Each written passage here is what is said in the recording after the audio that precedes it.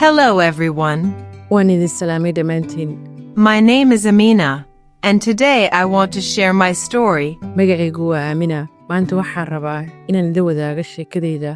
how I came to America, and how I learned English in a way that completely changed my life.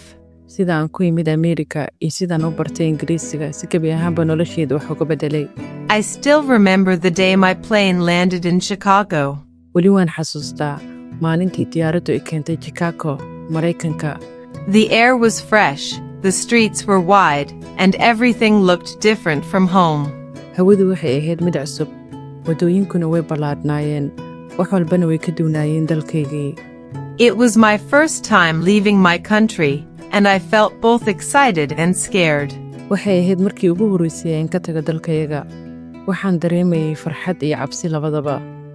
I had studied English a little before, but I was still a beginner. Waxaan horay u bartay Ingiriisi yar, laakiin weli waxaan ahaa bilow. I knew some words, but I was not confident to speak. Waxaan garanayay erayada qaar, balse ma lahayn kalsooni aan ku hadlo. Sometimes I worried that people would not understand me. Mararka qaarkood waxaan ka walwalayay in dadku ay fahmi waayaan. But deep inside, I told myself, Amina, this is your chance. You can do this. Laakiin gudaha qalbigayga waxaan u sheegay naftayda, Aamina, tani waa fursadaada, waad samayn kartaa. The next morning, I took the bus to explore the city. Subaxdii xigtay, waxaan raacay bas si aan magaalada u soo arko. 2 women were sitting near me and talking in English. Waxaa agtayda fadhiyey laba haween ah oo ku hadlaya Ingiriis.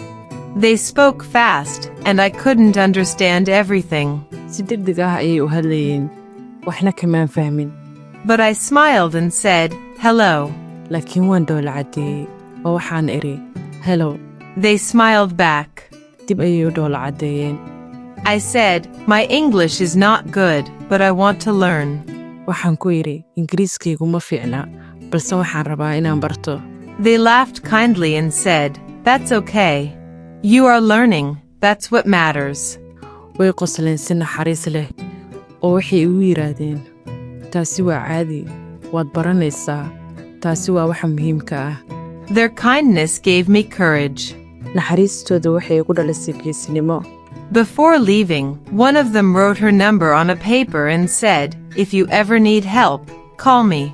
Ka hor intaysan tegin, midkood waxay ku qortay nambarkeeda warqad oo tiri, haddii aad mar u baahato caawimaad, soo wac. I still keep that paper today. Weli warqadaas waan hayaa maanta. It reminds me that one small act of kindness can change everything. Waxay xasuusisaa in hal fal oo naxariis ahi bedeli karo wax walba. A week later, I joined an English school in the city. Toddobaad kadib, waxaan ku biiray iskool Ingiriisiga lagu barto oo magaalada ku yaal. My teacher's name was Miss Emma. Magaca macalimiddaydu wuxuu ahaa Miss Emma. She was kind, young, and always smiling. Waxay ahayd qof naxariis leh, da'yar, had iyo jeerna dhoola caddaysa. On the first day, she said something I will never forget. Maalintii ugu horreysay, waxay tiri wax aan weligay ilaawi doonin. Don't be afraid of mistakes. Mistakes are your friends. They help you grow. Ha ka baqin qaladaadka. Qaladaadku waa saaxiibada. Waxay kaa caawiyaan inaad korto. Then she told us something beautiful. Markaasay noo sheegtay wax qurux badan. You don't need to study English only from books. You must live in English. Speak it. Listen to it. Think in it.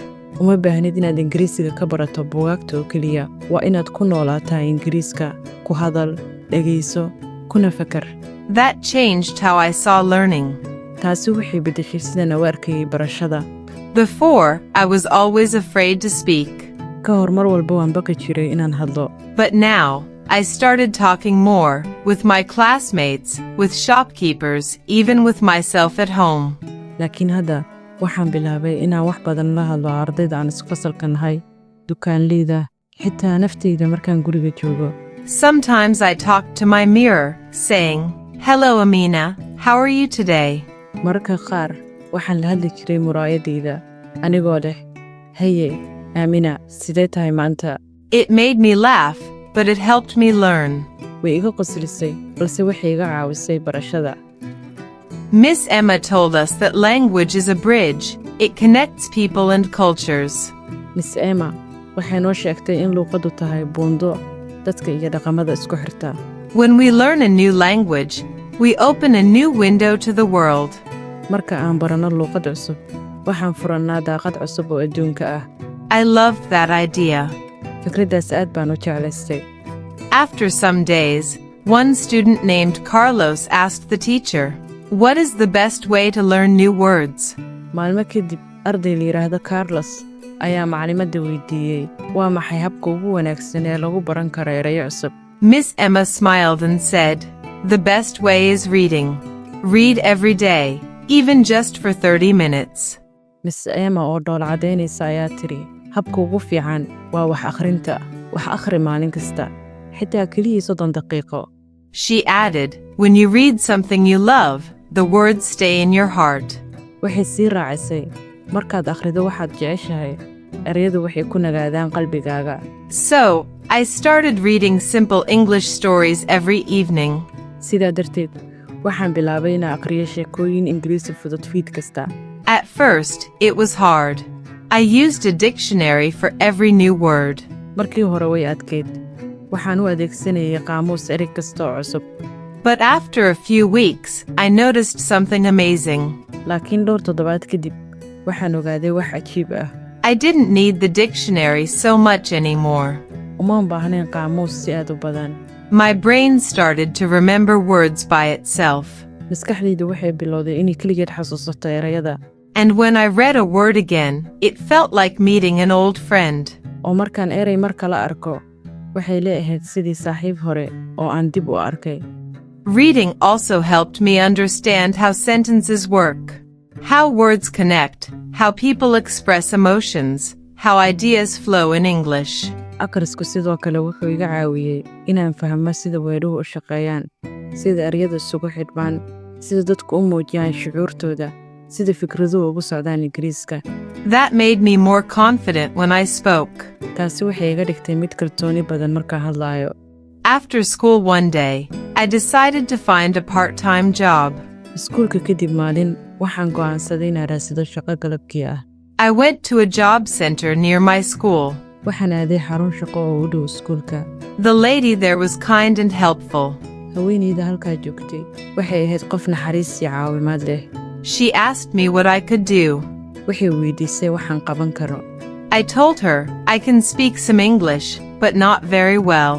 Waxaan u sheegay, waxaan ku hadli karaa xoogoo Ingiriisi ah, laakiin si fiican uguma hadli karo. She smiled and said, "That's okay. You can start as a waitress in a cafe. There's a cafe nearby that needs someone friendly. You'll talk to customers. It's good practice for your English." Way dhoola cadaysay oo tiri, taasi waa caadi.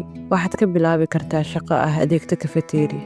Waxaa jirta kafeteeri dhow oo u baahan qof furfuran. Waxaad hadli doontaa macaamiisha. Waxay tababar fiican u tahay Ingiriiskaaga. I was nervous, but I said yes. Waan walwalsanaa, balse waan aqbalay. It turned out to be the perfect job for me. Waxay noqotay shaqada ugu fiican ee ugu habbooneyd. I met people from different countries. Waxaan la kulmay dad ka kala yimid dalal kala duwan. Every customer helped me learn something new words, new accents, new ways to say things politely. Macaamiil kastaa wuxuu iga caawiyey inaan barto wax cusub, erayo cusub, lahjad cusub, waxyaabo cusub oo wax loogu sheego si edeb leh. That cafe became my classroom. Kafeteeriyadaas waxay noqotay fasalkaygii. A few weeks later, in class, one of my classmates named Miho from South Korea asked our teacher a question. Dhowr toddobaad kadib, fasalka dhexdiisa mid ka mid ah ardayda aan isku fasalka ahayn oo la yiraahdo Minho oo u dhashay Kuuriyada Koonfureed ayaa maclimadayada weydiiyey su'aal. He said, "My pronunciation is bad. How can I make it better?" Waxa uu yidhi, ku dhawaaqidaydu waa xun tahay, sideen u hagaajin karaa? Miss Emma taught us a new technique called shadowing. Miss Emma waxayna bartay farsamo cusub oo la yiraahdo shadowing. She explained, "Listen to native speakers and copy what they say at the same time. Repeat the sounds. Repeat the rhythm." Waxay ku sharaxday, dhegayso dadka Ingiriiska luuqadoodu tahay oo niyadda ku qabo waxa ay yiraahdaan isla waqtigaas. Ku celi hadalkooda, ku celi laxanka. She played a short video for us on YouTube. Waxay nooga daartay muuqaal gaaban YouTube-ka. We listened and repeated after the speaker. Waan dhagaysanay oo ka daba dhahnay qofkii hadlayay. At first, it felt funny, but after a week, I noticed my pronunciation was improving. Markii hore qosol ayay lahayd, balse isbuuc kadib waxaan ogaaday in ku dhawaaqisteedu ay soo hagaagayso. My mouth started moving differently. Afkaygu wuxuu bilaabay inuu si ka duwan u dhaqaaqo. I could sound more natural. Codkayguna wuxuu noqday mid dabiici ah. Then one day, a new student joined our class. Maalin maalmaha ka mid ah, ardayad cusub ayaa ku soo biirtay fasalkayaga. Her name was Layla, and she was from Turkey. Magaceedu wuxuu ahaa Layla, waxay ka timid Turkiga. When she spoke, her English was beautiful, clear, confident, and fluent. Markay hadlaysay, Ingiriisigeedu wuxuu ahaa mid qurux badan, cad, kalsooni leh oo fasax ah. Miss Emma asked, Layla, how did you learn English so well? Miss Emma ayaa weydiisay, Layla, sidee baad Ingiriisiga ugu baratay si fiican? Layla said, I practice every day at home. I read, I shadow, and I use something called thinking aloud. Layla waxay tidhi, maalin walba guriga ayaan ku tababartaa. Waan akhriyaa, waan ka daba dhahaa, oo waxaan isticmaalaa wax la yiraahdo kor u fakirid. I was curious. What is thinking aloud? I asked. Waxaan noqday mid xiisaynaya. Waa maxay kor u fakirid ayaan weydiiyey.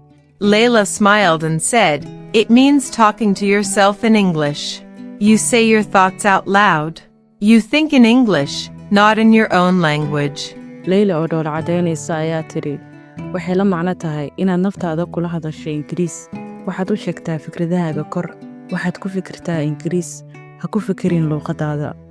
It sounded strange, but I tried it. Waxay u ekeed wax la yaab leh, balse waan tijaabiyey. From that day, every morning when I walked to school, I spoke softly to myself in English. Laga soo bilaabo maalintaas, subax kasta aan u socday iskuulka, waxaan naftayda si hoose ugula hadli jiray Ingiriis. The sun is shining today. I am happy. I will learn something new. Qorraxdu way iftiimaysaa maanta, waan faraxsanahay, wax cusub ayaan baran doonaa. It helped me think faster in English. Waxay iga caawisay inaan si degdeg ah ugu fikiriyo Ingiriisiga. I didn't have to translate from Somali anymore. Mar dambe uma baahnayn inaan af Soomaali ka soo turjumo. English started to come naturally to my mind. Ingiriisigu wuxuu bilaabay inuu si dabiici ah maskaxdayda uga yimaado. Months passed. Bilo ayaa ka soo wareegay. I was working at the cafe, studying at school, and practicing at home. Waxaan ka shaqaynayay kafeteriyada, waxna ka baranayay iskoolka, waxaana ku tababaranayay gurigayga. One evening, I realized something amazing. Fiid ka mid ah fiidyada, waxaa ogaaday wax la yaab leh. I was watching an English movie, and I understood almost everything without subtitles. Waxaan daawanayay filim Ingiriisi ah, waxaana fahmay ku dhowaad wax walba, iyada oo aan qoraal hoosaadyo lahayn. At that moment, I smiled and whispered to myself, Amina, you did it. Isla markaas ayaan dhoola cadeeyey oo naftayda hoos ugu sheegay, Amina, waad samaysay. Now, I help new students in my class. Hadda, waxaan caawiyaa ardayda cusub ee fasalkayga. I tell them, don't worry if your English isn't perfect. Just use it every day. Waxaan u sheegaa, hawalwelin, haddii Ingiriiskaaga uusan ahayn mid quman, kaliya isticmaal maalin kasta. Because that's how I learned, not by memorizing, but by living the language. Waayo sidaas ayaan ku bartay, ma ahayn xifdin, balse ku noolaansho luuqadeed. Today, when I look back, I feel proud. Maanta markaan dib u eego, waan ku faanaa. My journey was not easy, but it was beautiful. Safarkaygu ma ahayn mid fudud, laakiin wuu qurux badnaa. I learned that to master English, you must not only study it, you must live it. You must listen, read, speak, and think in English every day. Waxaan bartay in si aad u barato Ingiriisiga, waa inaadan baran oo keliya, waa inaad ku noolaataa, waa inaad dhegaysataa, akhridaa, ku hadashaa, oo aad ku fikirtaa Ingiriisiga maalin kasta. Mistakes are not your enemies. They are your teachers. Qaladaadku ma aha cadowgaaga, waa macallimiintaada. Every word you say brings you closer to fluency. Erey kasta oo aad tiraahdo wuxuu kuu dhoweynayaa faseexnimada.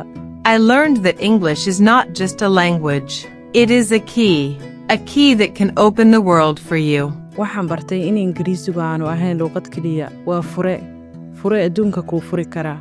So my advice to everyone listening to my story today is simple. Haddaba talidayda qof kasta oo dhegaysanaya sheekadayda maanta waa mid fudud. Don't be afraid. Ha baqin. Speak even if you make mistakes. Hadal xitaa haddii aad qalad samayso. Read something you love every day. Akhri wax aad jeceshahay maalin kasta. Listen and repeat after native speakers. Dhegayso oo ka daba dheh hadallada dadka luqadda u dhashay. Think in English. Af Ingiriis ku fakir. And most of all, believe that you can do it. Iyo inta badan midda ugu muhiimsan, rumayso inaad samayn karto. Because if I could do it, you can too. Waayo haddii aan anigu awooday, adiguna waad awoodaa. Your journey might be different, but your dream is possible.